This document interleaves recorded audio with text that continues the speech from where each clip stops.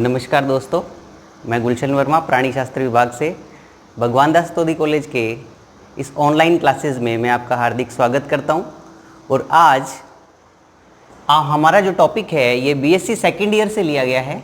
BSc second year का जो syllabus है उसमें शेखावाटी यूनिवर्सिटी के अकॉर्डिंग उसमें हमारा सेकेंड पेपर है एनिमल फिजियोलॉजी एंड बायोकेमिस्ट्री। उससे हमने ये टॉपिक लिया है mechanism of breathing. Breathing mechanism या सांस लेने की क्रिया क्या है, इसके बारे में आज हम डिस्कस करेंगे।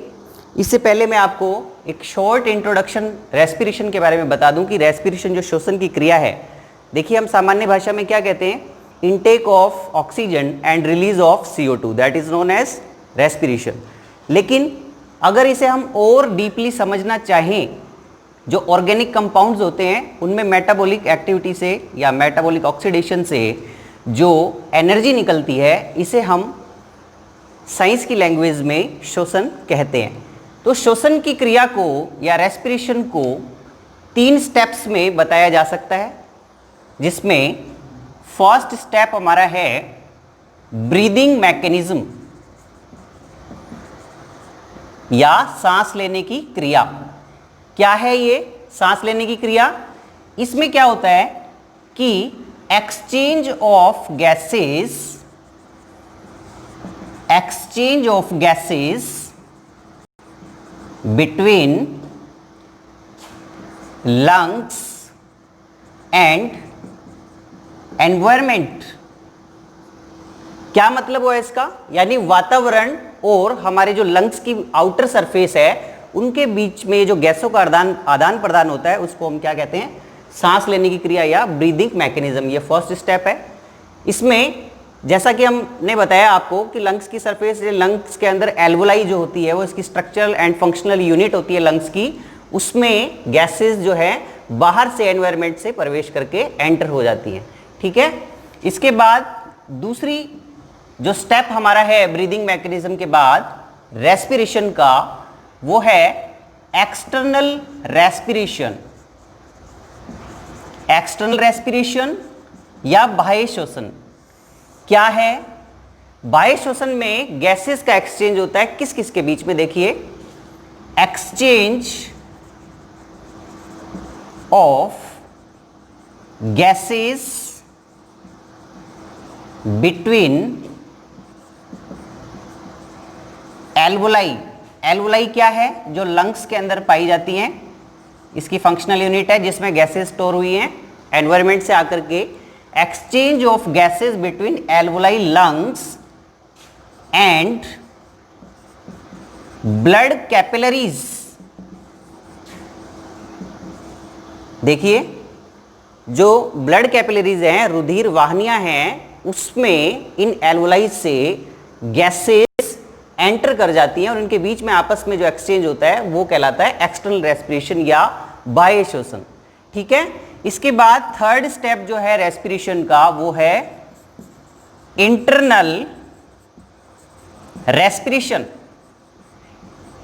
इंटरनल रेस्पिरेशन को हम टिश्यू रेस्पिरेशन भी कहते हैं या ऊतक श्वसन। देखिए, इंटरनल रेस्पिरेशन जो हमारे शरीर जो है, उस शरीर में जो इंटरनल ऑर्गन्स जैसे कोशिकाओं में और ऊतक के बीच में जो रेस्पिरेशन होता है उसको हम इंटरनल रेस्पिरेशन कहते हैं। कैसे? देखिए, या हम कह सकते हैं कि गैसेस का एक्सचेंज किसके बीच में होता है? ब्लड कैपिलरीज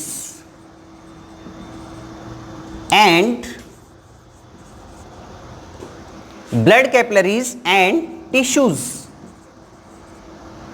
या सेल्स भी कह सकते हैं। इनके बीच में जो रेस्पिरेशन हो रहा है या एक्सचेंज हो रहा है गैसेस का, उसको हम इंटरनल रेस्पिरेशन कह सकते हैं।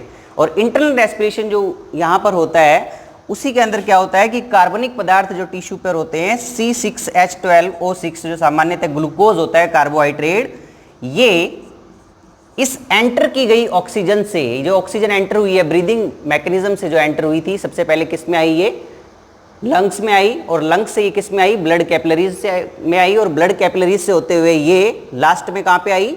टिश्यू के पास आई है ये ऑक्सीजन। और ये ऑक्सीजन जब टिश्यू में एंटर करती है तो एंटर करने के बाद ये कार्बनिक पदार्थ कार्बोहाइड्रेट जो हमें डाइजेशन से एब्जॉर्प्शन से प्राप्त हुआ है, ये टूट जाता है और टूटने के बाद क्या होता है, carbon dioxide, water and ATP, ATP या एनर्जी की हमें प्राप्ति होती है। और इसी ये जो एनर्जी हमें है ये किस चीज़ के लिए आवश्यक है, हमारे शरीर की सभी मेटाबॉलिक एक्टिविटी को चलाने के लिए एटीपी की आवश्यकता होती है, इसलिए रेस्पिरेशन प्रोसेस बेहद ज़रूरी है। ये जो 3 स्टेप मैंने आपको बताए हैं, सारी रेस्पिरेशन की जो क्रिया है इन 3 पर केंद्रित होती है। सबसे पहले आज हम बात करेंगे इस टॉपिक में मैकेनिज्म ऑफ ब्रीदिंग की, यानी फर्स्ट स्टेप हम लेंगे कि किस तरह से गैसेस जो है आउटर एनवायरनमेंट से लंग्स में एंटर करती है और किस प्रकार से फेफड़ों के द्वारा श्वसन की क्रिया होती है। ठीक है, इसे हम स्टेप बाय स्टेप लेते हैं। देखिए, जैसा कि आपको पता है कि श्वसन क्यों जरूरी है, श्वसन की क्रिया क्यों जरूरी है हमारे शरीर के लिए, क्योंकि शरीर की सभी जो क्रियाएं हैं जैसे मूवमेंट है, डाइजेशन है और भी जो लिविंग सेल की जितनी भी एक्टिविटीज होती हैं उनको चलाने के लिए हमें एनर्जी की आवश्यकता होती है, एटीपी की आवश्यकता होती है। और एटीपी हमें कहाँ से प्राप्त होती है, एटीपी हमें श्वसन की क्रिया से ही प्राप्त होती है। जब हमें एनर्जी मिलेगी तभी हमारी बॉडी क्या करेगी, उसमें सभी लिविंग प्रोसेस या सभी जैविक क्रियाएं शुरू होंगी या चलेंगी और तभी हम जीवित रह पाएंगे। श्वसन में आप देखिए, ब्रीदिंग मैकेनिज्म में आप अपन बात करते हैं कि किस तरीके से ब्रीदिंग मैकेनिज्म होती है। सबसे पहले हम बताएंगे इसमें रेस्पिरेटरी बॉक्स के बारे में बात करेंगे कि रेस्पिरेटरी बॉक्स क्या चीज़ है जिसके अंदर ये प्रोसेस होता है। दूसरा, एक सामान्य अगर हम बात करें कि किस तरीके से, देखिए ऑक्सीजन एंटर कर रही है किस किस रेस्पिरेटरी ट्रैक्ट, रेस्पिरेटरी ट्रैक्ट की बात करेंगे कि रेस्पिरेटरी ट्रैक्ट में किस प्रकार से ऑक्सीजन एंटर हो रही है आउटर एनवायरनमेंट से, जो किस तरीके से। सबसे पहले नेसल पोर, नासा छिद्र, ये देखिए नासा छिद्र, नासा छिद्रों से ऑक्सीजन चलती है। फिर कहाँ आती है, नेसल पैसेज, नेसल पैसेज से ये आती है कहाँ पर, फेरिंक्स, जो कि थ्रोट या हमारा जो गला होता है उसको फेरिंक्स पोर्शन होता है। फेरिंक्स के बाद ये आती है कहाँ, ट्रैकिया, या ट्रैकिया से पहले हम ये भी कह सकते हैं कि ये लैरिंग्स में प्रवेश करती है, जो कि साउंड एपरेटिस, लैरिंग्स ये क्या है, साउंड प्रोड्यूसिंग बॉक्स। और लैरिंग्स से फिर बाद में कहाँ जाती है, ट्रैकिया, ट्रैकिया से ये मूव करती हुई जाती है ब्रोंकाई, ब्रोंकाई से देन ब्रोंकियोल, ब्रोंकियोल से ये मूव करती हुई आगे जाती है एल्वोलर डक्ट, एल्वोलर सैक,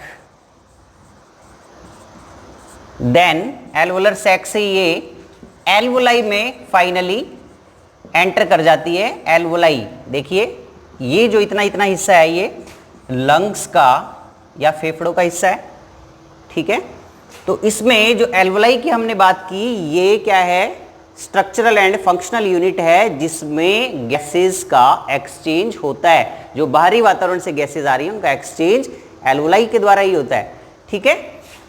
अब इसमें देखिए हम इस तरीके से बता सकते हैं, इसको आपको बताया है कि किस तरीके से गैस एंटर हो रही है। उसके बाद अपन रेस्पिरेटरी बॉक्स की बात करेंगे कि रेस्पिरेटरी बॉक्स क्या है। रेस्पिरेटरी बॉक्स और मैकेनिज्म ऑफ ब्रीदिंग बताने से पहले हमें ये समझना है कि बाहरी एनवायरनमेंट से ऑक्सीजन किस प्रकार से एंटर करती हुई जा रही है। तो इस पूरे प्रोसेस को हम रेस्पिरेटरी ट्रैक्ट कह सकते हैं, जिसमें इतने पार्ट्स हैं। सबसे पहले नेसल पोर, नासा छिद्र, जहां से ऑक्सीजन हमारे एंटर करेगी। नासा छिद्र से होती हुई ये नेसल पैसेज, नासा द्वार जो है वहां से होती हुई जाएगी देखिए आपको बता दें, यहाँ से जब ऑक्सीजन सबसे पहले एंटर करती है एयर, तो उसमें कुछ डस्ट पार्टिकल हो सकते हैं, उनको फिल्टर करने के लिए या उनको रिमूव करने के लिए नेसल पोर के अंदर, हमारे नासा छिद्रों के अंदर क्या होते हैं, हेयर लाइंस पाई जाती हैं, हेयर पाए जाते हैं जो डस्ट को रिमूव कर देते हैं। इसके बाद नेसल पैसेज नासा द्वार में आती है। यहाँ पर क्या होता है, यहाँ की एपिथेलियल सेल्स जो होती हैं उनमें भी फिल्ट्रेशन प्रोसेस होता है एयर का। उसके बाद एयर साफ होकर के फेरिंग्स में पहुँचती है, जिसे हम pharynx is the portion of alimentary canal and respiratory system also. तो ये दोनों में, रेस्पिरेशन में और डाइजेशन के अंदर दोनों में फेरिंग्स का रोल है। तो यहाँ फेरिंग्स या थ्रोट जो हमारा गला है, इसमें ऑक्सीजन आने के बाद लैरिंग्स में प्रवेश करती है। लैरिंग्स साउंड प्रोड्यूसिंग बॉक्स है और लैरिंग्स से ये वो होती हुई आगे किस में आती है, ट्रैकिया, जिसे हम विंड पाइप बोलते हैं, वायु नली। ठीक है, वायु नली में या विंड पाइप में ट्रैकिया के बाद ही आके ट्रैकिया वापस से ब्रांच्ड हो जाता है, शाखित हो जाता है। शाखित होकर के इसको अब हम क्या कहेंगे, ब्रोंकाई। ट्रैकिया में, और आपको बता दूं कि ट्रैकिया के अंदर कार्टिलेज के बने हुए छल्ले पाए जाते हैं जो कि इसको पिचकने से बचाते हैं। इसके बाद ये ब्रोंकाई से होते हुए ब्रोंकियोल में आती है। ब्रोंकियोल के बाद ये लंग्स के एल्वोलाई के अंदर इस तरीके से प्रवेश करती है। तो ये एक जनरल इंट्रोडक्शन आपको देना बेहद ज़रूरी था मैकेनिज्म ऑफ ब्रीदिंग पढ़ने से पहले, कि किस तरीके से ऑक्सीजन हमारी बॉडी के अंदर एंटर करती है। So now we discuss about the mechanism of breathing.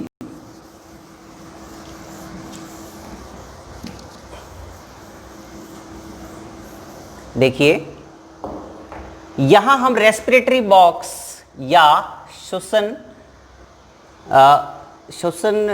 Respiratory box की हम बात करें तो ये रेस्पिरेटरी बॉक्स किस तरीके से बना हुआ है और क्या इसका रोल है सांस लेने की प्रक्रिया के अंदर, यह हम चर्चा करेंगे। इससे पहले मैं आपको बता दूं कि देखिए इस तरीके से रेस्पिरेटरी बॉक्स जो है पर्टिकुलर 3 चीजों पर केंद्रित है। Number 1, diaphragm muscles. Number 2, intercostal muscles and diaphragm muscles हैं, इंटरकोस्टल मसल है और हमारे ribs, vertebral column and sternum. देखिए 3 चीजें जो है ये रेस्पिरेटरी बॉक्स में हम आपको पर्टिकुलर एक एक चीज समझाएंगे कि क्या है। ये इस तरीके से देखिए,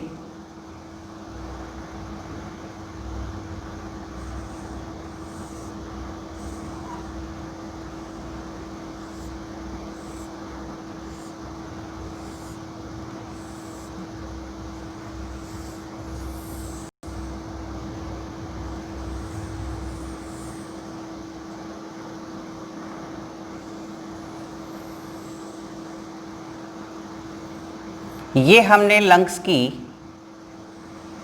हमारी बॉडी में जो लंग्स हैं उनकी एक स्ट्रक्चर बनाई है किस तरीके से। देखिए इसमें यहाँ इस प्रकार से, ये इस प्रकार से एक सेप्टा होता है। इस सेप्टा को, ये जो सेप्टा आप देख रहे हैं, इस सेप्टा को डायफ्राम बोल सकते हैं, डायफ्राम। ठीक है, और ये जो आप इस तरीके से स्ट्रक्चर देख रहे हैं,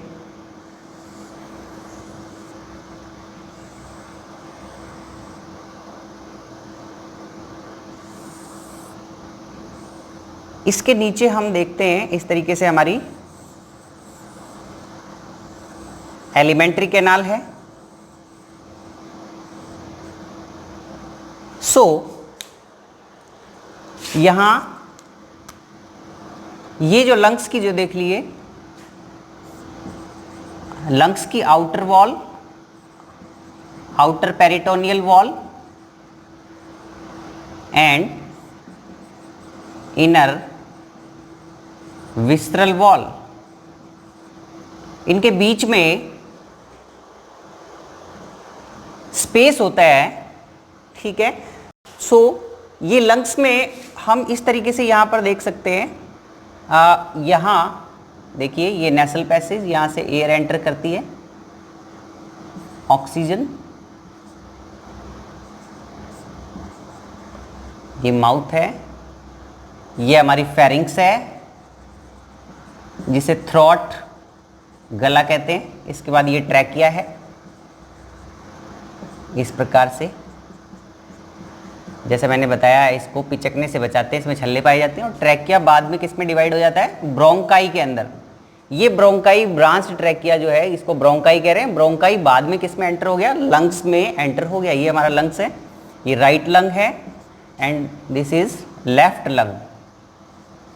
सो हमारा पॉइंट है कि हमें रेस्पिरेटरी बॉक्स को समझाने से पहले ये बताना है कि ये जो वर्ड्स आएंगे बीच में, डायफ्राम क्या है, नंबर 2 इंटरकोस्टल मसल्स क्या हैं, number 3 ribs, vertebral column and sternum. इसको बताने से पहले हमें पहले समझना होगा कि ये हमारी बॉडी की जो स्ट्रक्चर आप देख रहे हैं, इसमें ये वाला जो बॉक्स है, ये वाला जो पोर्शन है, इसको हम कहते हैं थोरेसिक कैविटी,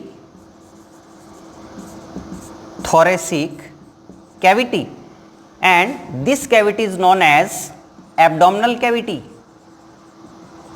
या उदर गुहा।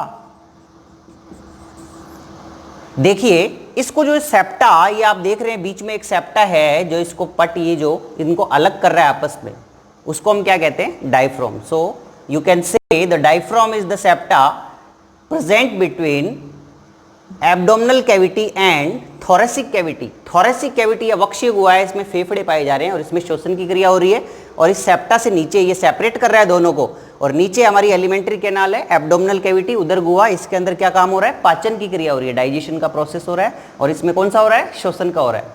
सो हम ब्रीदिंग की बात कर रहे हैं, तो किस तरीके से हमें ये जो डायफ्राम आप देख रहे हैं सामान्य अवस्था में इस तरह का पाया जाता है, डॉम शेप इसे कहा जाता है, गुंबद के आकार का। लेकिन जब इंस्पायरेशन की क्रिया होती है, जैसे ही ऑक्सीजन इस प्रोसेस से नेसल चैम्बर से होती हुई ये फेरिंक्स में आ गई, फेरिंक्स से होते हुए trachea, trachea bronchiole, then bronchi, और होते हुए इस प्रकार से जब इसमें पहुंचती है तो इंस्पिरेशन प्रोसेस से क्या होता है, ये डायफ्राम फ्लैट हो जाता है, नीचे की तरफ खिसक जा रहा है एकदम, ठीक है, थोरेसिक कैविटी को भरने से। अब हम इसका डायफ्राम की बात की, इंटरकोस्टल मसल्स क्या हैं, रिब्स, वर्टिब्रल कॉलम और रेस्पिरेटरी बॉक्स या थोरेसिक बॉक्स की हम बात कर रहे हैं ब्रीदिंग मैकेनिज्म को समझने के लिए। देखिए कुछ इस तरीके से स्ट्रक्चर होती है। यहां फॉर एग्जांपल ये वर्टिब्रल कॉलम है, vertebral column, then ribs, lateral side में इस तरीके से रिब्स पाई जाती हैं, ये रिब्स, और वेंट्रल सरफेस पर इस तरीके से इसे हम कह देंगे स्टर्नम या चेस्ट बोन। जो हमारी चेस्ट होती है, जहां पर रिब्स आकर के आपस में जुड़ती हैं, वहां चेस्ट पे एक हड्डी पाई जाती है छोटी सी, जिसे क्या बोला जाता है, स्टर्नम। और ये हमारी हमेशा कहाँ होती है, वेंट्रल सरफेस पर प्रेजेंट होती है, अधर दिशा में। सो वेंट्रल सरफेस पर स्टर्नम होती है, और ये कौन सी साइड है, डॉर्सल साइड। डॉर्सल साइड पे हमारी रीढ़ की हड्डी या कशेरुक दंड, वर्टिब्रल कॉलम प्रेजेंट होता है, और लेटरल साइड्स पर ये आप देख सकते हैं, ये है रिब्स। लेटरल साइड पर रिब्स पाई जाती हैं दोनों तरफ। अब इन दोनों रिब्स के बीच में दो जोड़ी इंटरकोस्टल मसल्स पाई जाती हैं, जो अभी बताया आपको इंटरकोस्टल मसल क्या है। इंटरकोस्टल मसल देखिए इस तरीके से अरेंज रहती है, ये इस तरीके से, और ये एक्स शेप में इस प्रकार से अरेंज रहती है। सो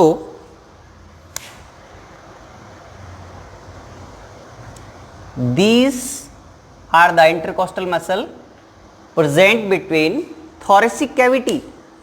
So इसमें से हम बात करते हैं, एक मसल होती है एक्सटर्नल इंटरकोस्टल मसल, ये जो आप देख रहे हैं दोनों जोड़ी में पाई जाती है एक्सटर्नल इंटरकोस्टल मसल, और एक होती है internal intercostal muscle. So internal इसे आईसीएम इंटरकोस्टल मसल कह सकते हैं, यानी कि एक एक्सटर्नल होगी एक इंटरनल होगी, दोनों एक साथ एक्स शेप में इस तरह से प्रेजेंट होती है। सो हमारी ब्रीदिंग की जो मैकेनिज्म है इसमें इन मसल्स का बेहद इंपॉर्टेंट रोल है। अब देखिए रेस्पिरेटरी बॉक्स जो मैंने आपको बताया, थोरेसिक बॉक्स क्या है, थोरेसिक बॉक्स किस किस से बना हुआ है, अब इस डायग्राम को आप देखिए, थोरेसिक बॉक्स को बना रहा है जो पृष्ठ दिशा में, ये जो आप देख रहे हैं डोर्सल साइड में क्या प्रेजेंट है, कशेरुकदंड हमारी रीढ़ की हड्डी।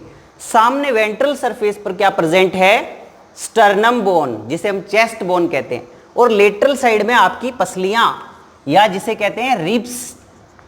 ये पसलियां आप जानते हैं कि मनुष्य में कितनी 12 जोड़ी रिब्स पाई जाती हैं, जिनमें से 11 जोड़ी, यानी कि आप देखिए कि 2 रिब्स के बीच में एक जोड़ी इंटरकोस्टल मसल्स पाई जाएंगी। सो अगर किसी जंतु के अंदर या किसी जीव में जितनी रिब्स की संख्या होती है उससे आप एक कम कर सकते हैं, वो उसकी नंबर ऑफ इंटरकोस्टल मसल्स होती है।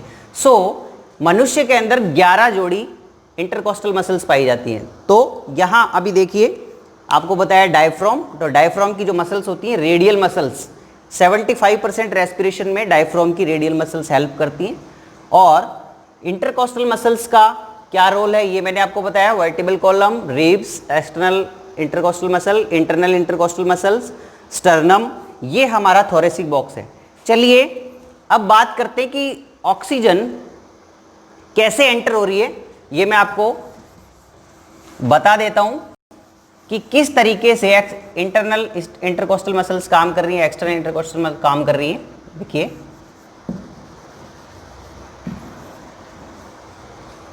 देखिए सबसे पहले बात करते हैं, 2 प्रोसेस में हो रहा है मैकेनिज्म ऑफ ब्रीदिंग, 2 प्रोसेस में हो रहा है हमारे पास। एक है इंस्पायरेशन और दूसरा प्रोसेस है एक्सपायरेशन। इंस्पायरेशन क्या है, ऑक्सीजन का अंदर आना, यानी कि इनटेक ऑफ ऑक्सीजन। दूसरा है एक्सपिरेशन, यानी कि रिलीज ऑफ CO2। ये हमारे पास है। देखिए अब कैसे ये प्रोसेस हो रहा है, आपने रेस्पिरेटरी बॉक्स को समझा, किस तरीके से इंस्पिरेशन और एक्सपिरेशन की क्रिया हो रही है। इंस्पिरेशन की क्रिया कैसे हो रही है,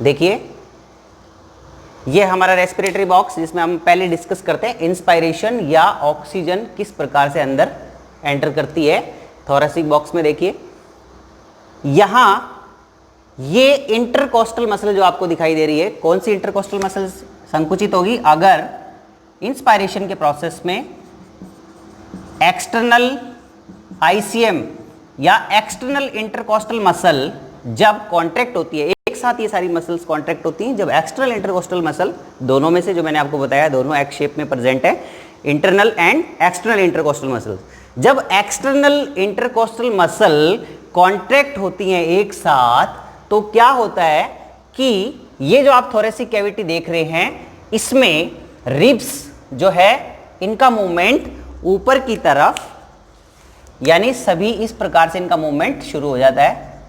ये रिब्स अपने स्थान से इस प्रकार से लेटरल साइड में बाहर की तरफ खिसकने लगती हैं, और जो स्टर्नम आप देख रहे हैं ये कौन सा पोर्शन है, वेंट्रल सरफेस है स्टर्नम, ये भी बाहर की तरफ इस प्रकार से इनका मूवमेंट शुरू हो जाता है।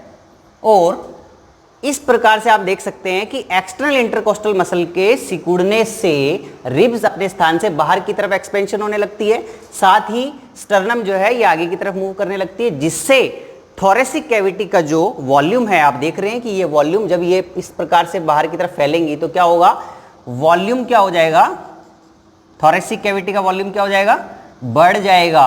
और थोरेसिक कैविटी का वॉल्यूम जब बढ़ जाएगा तो क्या होगा, उसमें प्रेशर क्या हो जाएगा, प्रेशर कम हो जाएगा। जब प्रेशर कम हो जाएगा और एक्सपेंड हो जाएगा और ये जो काम है इंटरकोस्टल मसल जो एक्सटर्नल इंटरकोस्टल मसल कर रही है, इसके साथ साथ डायफ्राम भी काम कर रहा है। डायफ्राम की रेडियल मसल भी कॉन्ट्रैक्ट हो रही है और डायफ्राम की रेडियल मसल भी कॉन्ट्रैक्ट होकर के इनकी हेल्प कर रही है। सो डायफ्राम की radial muscles and external intercostal muscle के संयुक्त प्रयास से क्या हो रहा है कि थोरेसिक कैविटी का एक्सपेंशन हो रहा है। और यहां हमने जो अभी बताया था आपको, इस तरीके से देखिए, ये लंग्स इस प्रकार से आपको बताया था और ये लंग्स के नीचे यहाँ पे इस तरीके से डायफ्राम यूं सामान्य अवस्था में प्रेजेंट था। लेकिन जब इस थोरेसिक कैविटी का आयतन बढ़ेगा, आयतन बढ़ने से क्या होगा कि यहाँ पे प्रेशर के साथ ऑक्सीजन जो है एंटर कर जाएगी और एंटर करके इसमें लंग्स में प्रवेश कर जाएगी। और इसमें फिर लंग्स में थोरेसिक कैविटी में ऑक्सीजन भरने से क्या होगा कि इसका आयतन बढ़ने से ऑक्सीजन जब अंदर प्रवेश कर जाएगी, इसको हम क्या कहेंगे, इस प्रोसेस को इंस्पिरेशन कहेंगे या इंस्पायरेशन, ऑक्सीजन का फेफड़ों के अंदर या एल्वोलाई में प्रवेश करना। तो इस कंडीशन में डायफ्राम कैसा हो जाएगा, ये जो डायफ्राम की हम बात कर रहे थे, डायफ्राम देखिए फैल करके इस प्रकार से फ्लैट हो जाएगा, फ्लैट डायफ्राम, डायफ्राम फ्लैट हो गया। तो इंस्पिरेशन के प्रोसेस में डायफ्राम फ्लैट हो जाता है और इस प्रकार से इस प्रोसेस को हम कहते हैं इंस्पायरेशन। ये मैकेनिज्म ब्रीदिंग का फर्स्ट स्टेप है। दूसरे स्टेप में हम कह सकते हैं कि जो एक्सपायरेशन, कार्बन डाइऑक्साइड कैसे निकलेगी, कार्बन डाइऑक्साइड या CO2 कब रिलीज होगी, उसके लिए क्या कंडीशन है, उसके लिए हमने एक इंटरकोस्टल मसल आपको बताई थी, दूसरी इसका नाम है internal ICM। Internal intercostal muscle जब सिकुड़ती है या इसमें कॉन्ट्रैक्ट होता है, कॉन्ट्रैक्शन होता है, कॉन्ट्रैक्शन होने से क्या होता है इंटरनल ICM के ये जो थोरेसिक कैविटी आप देख रहे हैं, इस थोरेसिक कैविटी में जस्ट ऑपोजिट, जैसे पहले था इसके जस्ट ऑपोजिट कुछ इस तरह रिब्स अपने स्थान से अंदर की तरफ कॉन्ट्रैक्ट होने लगती हैं और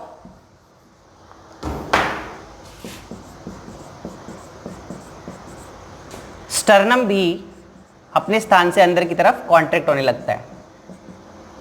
इस तरह का जब प्रोसेस होता है तो क्या होता है, वॉल्यूम हमारा क्या हो जाएगा, वॉल्यूम हमारा कम हो जाएगा, थोरेसिक कैविटी का वॉल्यूम कम हो गया।